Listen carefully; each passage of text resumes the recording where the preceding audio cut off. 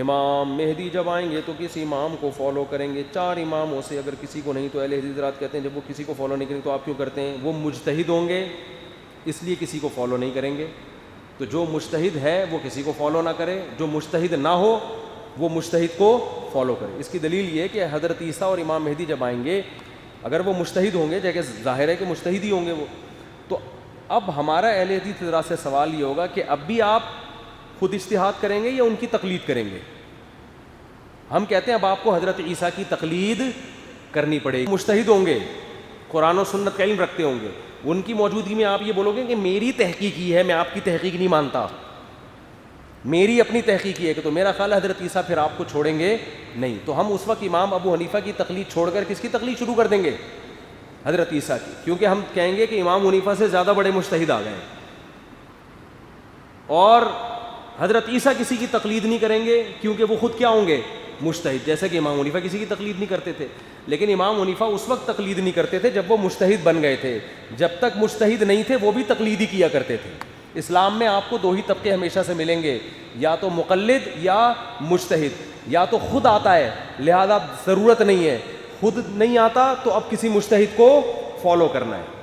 لوگ کہتے ہیں جب نبی موجود ہیں تو کسی مجتہد کو فالو کرنے کی کیا ضرورت ہے؟ نبی تو موجود ہیں لیکن بنفس نفیس تھوڑی موجود ہیں. نبی کی احادیث ہیں, نبی کا قرآن ہے, اس کو سمجھنا پڑتا ہے. تو سمجھنے والے لوگ الگ ہوتے ہیں اور جنہوں نے پراپر علم حاصل نہیں کیا ہوتا وہ الگ ہوتے ہیں. جن کے پاس پراپر علم نہیں ہوتا وہ ان کو فالو کرتے ہیں جن کے پاس پراپر علم ہوتا ہے. ڈائریکٹ نبی کو فالو کرنا ممکن ہی نہیں ہے. تو یہ صرف الفاظ ہیں, الفاظوں کا ہیر پھیر ہے. اور میں جانتا ہوں اہل حدیث بھی لازمی تقلید ہی کر رہے ہوتے ہیں اپنے علماء کی, لیکن اس کو نام تحقیق کا دے رہے ہوتے ہیں. وہ تو سب ہی کر رہے ہوتے ہیں, وہ اپنے عالم پر اعتماد کر رہے ہوتے ہیں.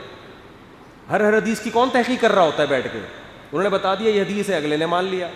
اس کے مخالف حدیث ہے یا نہیں ہے یہ لوگوں کو پتہ نہیں ہوتا. یہ منسوخ ہے, ناسخ ہے. یہ اگر آپ تحقیق کرنے پر آ گئے نا تو ایک رفع الیدین کے مسئلے کی تحقیق میں آپ کو کئی مہینے چاہیے. یہ جو لوگ کہتے ہیں نا ہم نے تحقیق کر لی ہے, ان کو میرے پاس لے کر آئیں کبھی, پھر میں بتاؤں گا کی ہے کہ نہیں کی ہے. درجنوں حدیثیں ان کی نظروں سے اوجھل ہوتی ہیں, حدیثوں کے ترجمہ تک نہیں پتہ ہوتا ان کو. تو ہر آدمی تقلید کر رہا ہے. کچھ مان لیتے ہیں کہ ہم کر رہے ہیں, کچھ مانتے نہیں ہیں کہ ہم تقلید کر رہے ہیں. بس وہ اپنے آپ کو محقق کہہ رہے ہوتے ہیں کہ ہم تو کسی کی تقلید نہیں کر وہ بھی رہے ہوتے ہیں. فرق یہ ہے کہ مجتہد کی کر لو یا 15ویں صدی کی کسی مولانا کی کر لو. ہم کہتے ہیں جو گزر گئے, جن کو آدھی سے زیادہ امت نے فالو کیا, ان کی کرنے میں زیادہ عافیت ہے. یہ ہمارا اہل حدیث سے اختلاف ہے. معذرت کے ساتھ ہم اسے کہتے ہیں ایکسکیوز می سر. باقی ہم ان کو نہ جہنمی کہتے ہیں, نہ ان سے نکاح کو حرام کہتے ہیں, نہ ہم ان کو یہ کہتے ہیں کہ یہ جو ہے وہ دائرہ اسلام سے خارج ہے. یہ اختلاف ہے ہمارا, جہاں اتنے اختلاف ہیں وہاں ایک اور سے. تو کیا ہو گیا اس میں, ایسے کو گھبرانے کی کیا بات ہے؟